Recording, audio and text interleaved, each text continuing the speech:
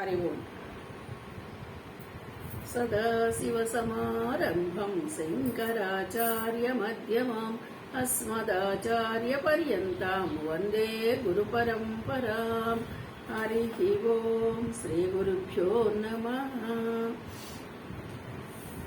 వసుదేవసుతం దేవం కంసచాణూరమర్దనం దేవకీ పరమానందం కృష్ణం వందే జగద్గురుం.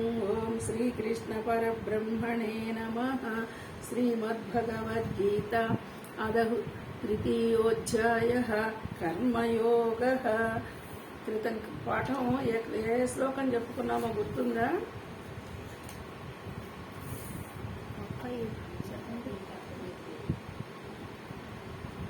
34 చెప్పుకున్నాము. 35వ శ్లోకం మనం చెప్పుకోవాలి. శ్రేయాన్ స్వధర్మో విగుణః పరధర్మా స్వనిష్ఠితాత్ స్వధర్మే నిధనం శ్రేయః పరధర్మో భయావహ.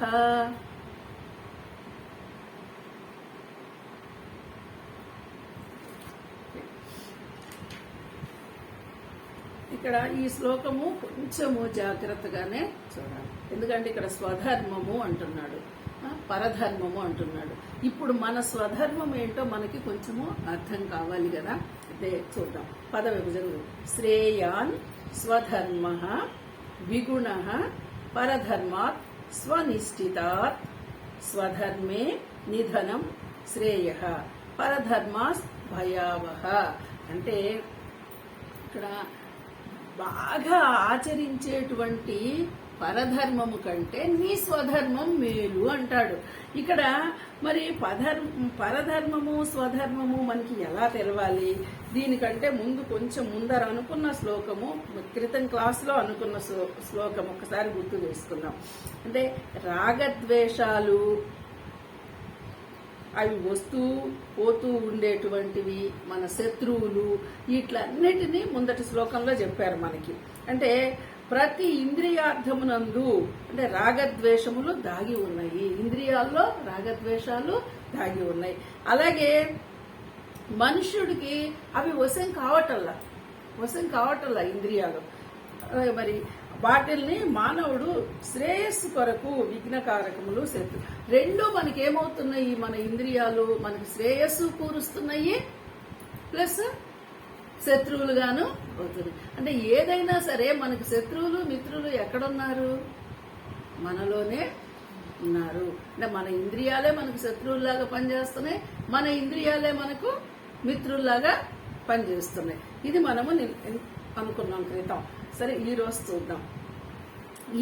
ఈ ఇంద్రియాలను మనం వశపరుచుకోగలిగితే ఈ స్వధర్మము నీకు అర్థమవుతుంది. అంటే పరధర్మ బాగుగా ఆచరించబడిన అంటే స్వనిష్ఠితాత్ నువ్వు బాగా ఆచరించేటైతే ఇతరుల ధర్మము కంటే పరధర్మాత్ గుణరహితమే అయినను అంటే విగుణ గుణరహితమే అయిన స్వధర్మము అంటే అత్యుత్తమమైనది నీ స్వధర్మం. ఇతరుల ధర్మము ఎంత బాగా నేను చేశాననుకున్నా, అది ఎంత గొప్పదనుకున్నా సరే దానికంటే ఒకవేళ దానికంటే తక్కువ స్థాయిది ఉన్నదైనా సరే నీ స్వధర్మమే నీకు మంచిది అంటే ఉత్తమమైనది అని చెప్తున్నారు. స్వధర్మమునందు నీకు నిధనం అంటే మరణము సంభవించిన నీ ధర్మాన్ని నువ్వు నిర్వర్తించటంలో ఒకవేళ నీకు మరణం సంభవించిన శ్రేయస్కరమే. మరి అదే ఇతరుల ధర్మము నీకు భయాన్ని కొలుపుతుంది అంటున్నాడు. అంటే ఇక్కడ ఇది కొంచెము స్వధర్మము పరధర్మము తెలుసుకోవడం అంటే నీకు నిర్దేశించినటువంటి కర్మలను నిర్వర్తించడమే నీ స్వధర్మము అని మనం అర్థం బాగా చేసుకోవాలి. ఇప్పుడు వాళ్ళు అలా చేస్తున్నారు, వీళ్ళు ఇలా చేస్తున్నారు, వాళ్ళది బాగుంది వీళ్ళది బాగుంది అని మనం లోకంలో తెల్లవారు లేస్తే మనం వినే మాటలు ఇవే మాటలు. వాళ్ళు ఎలా చేస్తే నీకెందుకు, నువ్వు ఎలా చేస్తున్నావు అంటే నీకున్నదేంటి, పరమాత్మ నీకు ఇచ్చినదేంటి, నీ డ్యూటీ ఏంటి, నువ్వు చేయవలసింది ఏంటి ముందు అది తెలియాలి కదా. బంట్రోతు ఉన్నాడు, బంట్రోతు ధర్మం బంట్రోత్ అంటే తెలియదేమో. అటెండర్ ఉన్నాడు, అటెండర్ పని అటెండర్ చేయాల్సిందే. వాడు వచ్చి అటెండర్ అక్కడ నిలబడేసి మా సార్ కుర్చీలో కూర్చున్నాడు, మా సార్ ఏసీ కింద కూర్చున్నాడు, మా సార్ అలా ఇలా ఉన్నాడు అంటే ఎలా సరిపోద్ది? ఆ పని ఈయన చేయలేడు కదా. సరే అటెండర్ను కూడా సమానంగా చూద్దాము అనుకుంటే ఆఫీసరు ఆయన్ని సమానంగా చేయలేడు కదా. నువ్వు కూడా నా పక్కన కూర్చోబెట్టంటే అంటే ఎవరి పనిలో వాళ్ళు తృప్తిని, ఆనందాన్ని, సంతోషాన్ని పొందాలి. పొందకపోతే వాడికి ఇంకా అసలు మరొకటి లేదమ్మా. ఎవరి పనిలో వాళ్ళు సంతోషించకపోతే, ఎవరి పనిలో వాళ్ళు తృప్తి పడకపోతే ఇంకా వాళ్ళకి నిజంగా బ్రతికి ఉన్నా కూడాను చాలా కష్టమే. ఎందుకంటే ఎప్పటికీ అసంతృప్తే కదా. నాకు ఇది లేకపోయినా, నాకు అది లేకపోయినా దాని మీదే ఉంటుంది కదా, ఉన్నదానితో ఉండదు కదా. అదే స్వధర్మము. ఇంకా ఏంటో అనేసి అనుకోక్కర్లా. మనకి ఏదైతే నిర్దేశించబడి ఉన్నదో అది మన స్వధర్మము.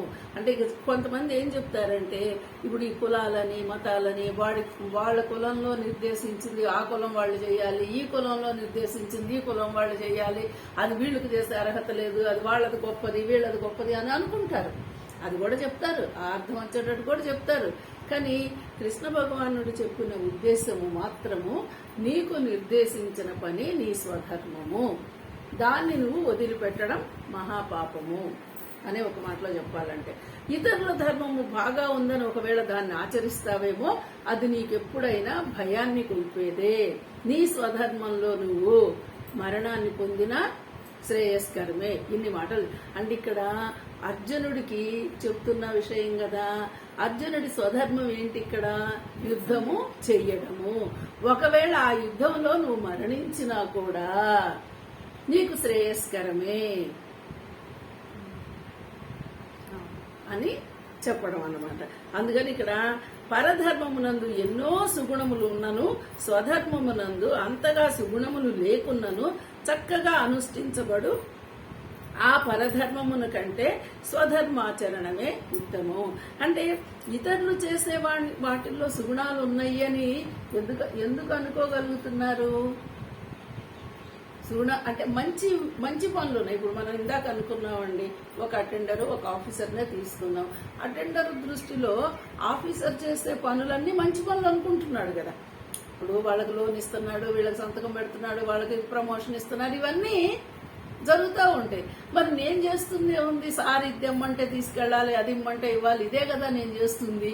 అవి గొప్ప పనులు కదా, నేను చేయలేకపోయానే. ఒకవేళ చేస్తే అది ఒప్పుకోదు కదా. రూల్స్ మన రూల్స్ ఒప్పుకోదు. అది మనకు ఇది కూడా చెప్తుంటారు అమ్మా, ఏది కుక్క పని గాడిద చేసి నడ్డి మీద కొట్టుకుందని. అంటే అలాంటి పోలికలు అంత బాగోవు. కానీ నీ స్వధర్మాన్ని నువ్వు ఎరిగి పని చేయటమే ఇక్కడ ముఖ్యం అన్నమాట. అందుకని ఈ స్వధర్మ ఆచరణ నందు మరణించుటయు శ్రేయస్కరమే. పరధర్మాచరణము భయావహము. ఇతరుల పని నువ్వు చేద్దాము అనుకుంటే నువ్వు భయానికే లోనవుతావు అని చెప్పేసి చెప్తున్నారు.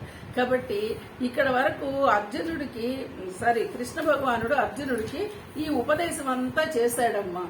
ఏం ఉపదేశం చేశాడు? నీవు చేయవలసిన పని, నువ్వు చేయవలసింది యుద్ధము.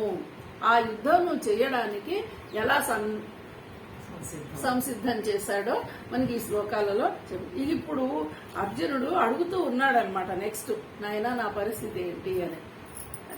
హరి ఓం.